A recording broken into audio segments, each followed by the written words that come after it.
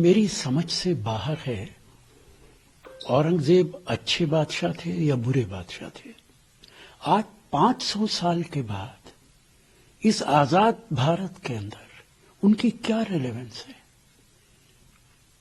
कहीं उनकी तारीफ होती है, कहीं उनको क्रिटिसाइज किया जाता है और इसी पे राजनीति होती है।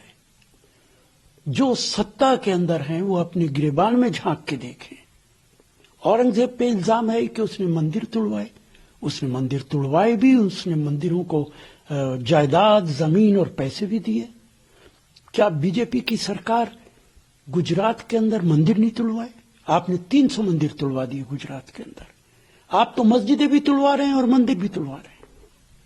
इतिहास को इतिहास रहने दीजिए। आज ये आजाद भारत है, यहां पे हिंदू मुसलमान मत कीजिए। औरंगजेब भी इसी तरीके का बादशाह था जैसे इतिहास के अंदर दूसरे बादशाह हुए। उसके साथ हिंदू लोग भी थे, उसके साथ मुसलमान लोग भी थे। उसने लोगों को मरवाया भी है, उसने लोगों को नवाजा भी है। जो एटीट्यूड दूसरे बादशाहों का रहता था वही उसका था। वो सिर्फ बादशाह था। लेकिन आज की पॉलिटिक्स में उसकी कोई रेलेवेंस नहीं है। आज 500 साल के बाद वो हमारी जिंदगियों में, भारत के लोगों की जिंदगियों पे कैसे असरअंदाज हो सकता है? इसलिए उसकी तारीफ करना, उसको क्रिटिसाइज करना, वो इतिहास के पन्नों पे रहने दीजिए। डिप्टी सीएम जो महाराष्ट्र के हैं, उनको इतिहास की जानकारी नहीं, और अगर इतिहास की जानकारी होती तो शायद इस तरह का बयान न देते। अबू हासिम का कोई ऐसा बयान नहीं रहा है जिसकी निंदा की जाए, और समाजवादी पार्टी तो हमेशा समाज को जोड़ने का काम करती है और बाबा साहब भीमराव अंबेडकर के संविधान को बचाने का और बाबा साहब भीमराव के सम्मान की हमेशा बात करती है।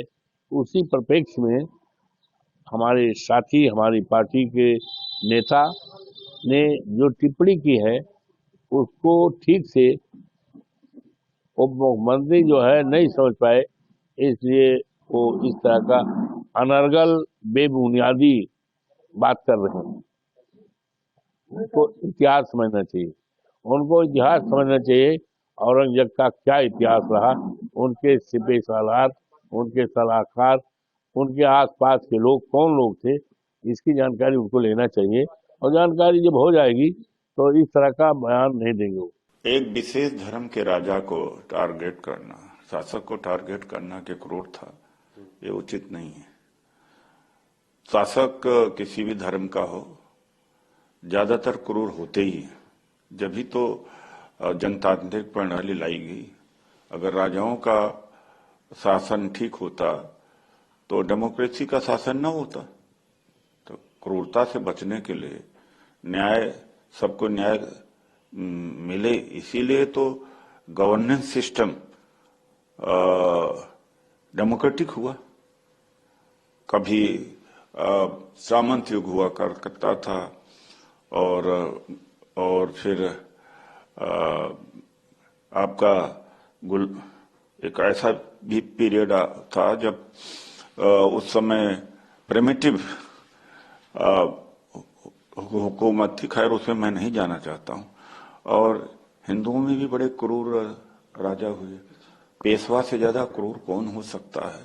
अब बहुत पुरानी बात मैं नहीं कर रहा हूँ, 150-200 वर्ष पहले की ही बात कह रहा हूँ कि दलित और पिछड़ा पेशवा के राज में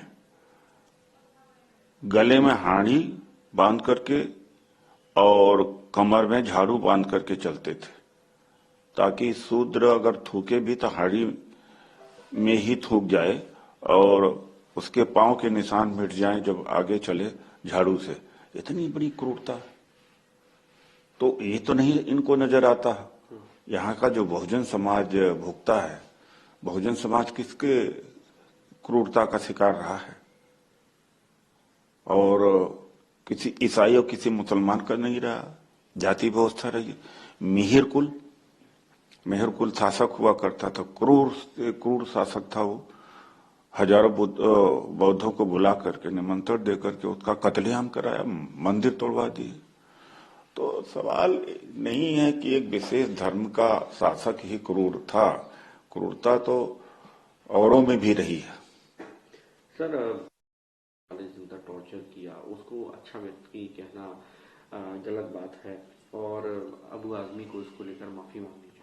देखिए, मैं उस बहस में नहीं जाना चाहता हूं, लेकिन इतना मैं बता रहा हूं कि औरंगजेब के शासनकाल में 40 से 50% अधिकारी हिंदू हुआ करते थे। किनके पूर्वज थे? बहुजन के पूर्वज तो नहीं थे। किनके मदद से उन्होंने हुकूमत की? चंद हजार लोग वहां से, उज्बेकिस्तान से, अफगानिस्तान से, टर्की से, ईरान से आकर के हुकूमत कर जाते थे और अंग्रेज चंद लोग थे। किनके वजह से? हमारे शासकों ने जाति व्यवस्था बनाई, अपने ही समाज के लोगों को क्रूर से क्रूर व्यवहार किया, जातियों में बांट दिया गया, जिसके वजह से वो लोग आए। अगर हमारे देश में आक्रांता आए तो उसके लिए हमारी जाति व्यवस्था ही जिम्मेदार है। 1-2% राजपूत को ही केवल अधिकार था देश की रक्षा करना, बाकी को क्या लेना। को हुई रिप हमें कहानी, चेरी छोड़ हुए न रानी, यही हुआ करता था। जब कलायू प्लासी के युद्ध पर जब वहां का तय हुआ तो जब चला वो मुर्शिदाबाद से, तो हजार लोग अगल बगल से देख रहे थे। तो कलायू के पास लगभग 2,500-3 हजार ही सेना थी। तो वो तो अंग्रेज डर गए कि अब तक अगर पत्थर भी उठा लेंगे तो चटनी हो जाएंगे। लेकिन धोबी का काम कपड़ा धोने का और लोहार का काम लोहा पीटने का और भेड़ बकरी चलाने वाले का भेड़ बकरी का, शूद्रों का काम शूद्रों का। इसलिए देश गुलाम हुआ। उन्होंने कुछ किए ही नहीं, तमाशा देख रहे थे। क्योंकि यहाँ के राजा ज्यादा आतताई हुआ करते थे और प्रजा उससे खुश नहीं हुआ करती। इसलिए जब विदेशी आक्रांता आते थे तो उनका स्वागत होता था। तो ये अपनी व्यवस्था को दुरुस्त करने की बात सोचे ना। तो हर जगह पर शासक अच्छे भी हैं, खराब भी हैं। मॉडर्न युग के औरंगजेब कौन है? राजनीति के मॉडर्न युग में औरंगजेब कौन है? मॉडर्न औरंगजेब एक ही व्यक्ति है जिसने अपने बाप को पार्टी से निकाल दिया। मुझे नाम लेने की जरूरत नहीं है, पूरे देश की जनता समझ जाएगी। उनके राज में जिंदा थे कहा।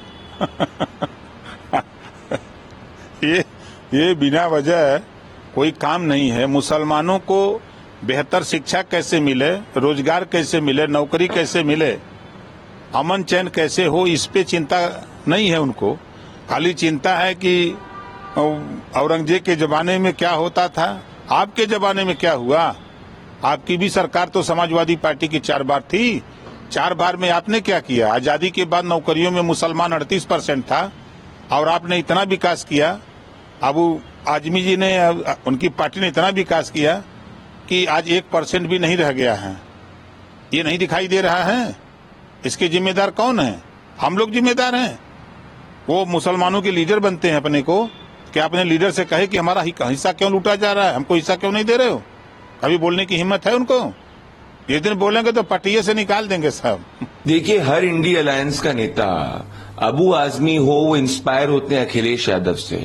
राहुल गांधी, अखिलेश यादव और ममता बनर्जी, अरविंद केजरीवाल, ये सब इंडी अलायंस के लोग इंस्पायर होते हैं हिंदुओं के हत्यारे और भारत की संस्कृति के हत्यारे औरंगजेब से। इसीलिए ये लोग महाकुंभ को मृत्यु कुंभ कहते हैं। इसीलिए ये सनातन को डेंगू, मलेरिया, एड्स कहते हैं। औरंगजेब को हिंदू त्योहारों से नफरत थी। अखिलेश यादव और ममता बनर्जी ने महाकुंभ पर सवाल उठाए और ममता बनर्जी तो महाकुंभ को मृत्यु कुंभ तक कह दी। समाजवादी पार्टी के कई नेताओं ने कहा कि महाकुंभ में डुबकी लगाने से बीमारियां हो जाती हैं। औरंगजेब हिंदुओं के खिलाफ षड्यंत्र करता था और हिंदुओं की हत्या कराता था। जब इनका शासन था तो कार सेवकों पे गोली चलती थी। अयोध्या में प्रभु श्री राम के मंदिर बनने से इनको चिढ़ थी। आज ये स्पष्ट हो चुका है कि जो अपना आदर्श औरंगजेब को मानते हैं, देश का सनातनी समाज उनके तुष्टीकरण को जवाब देता आया था, है और रहेगा।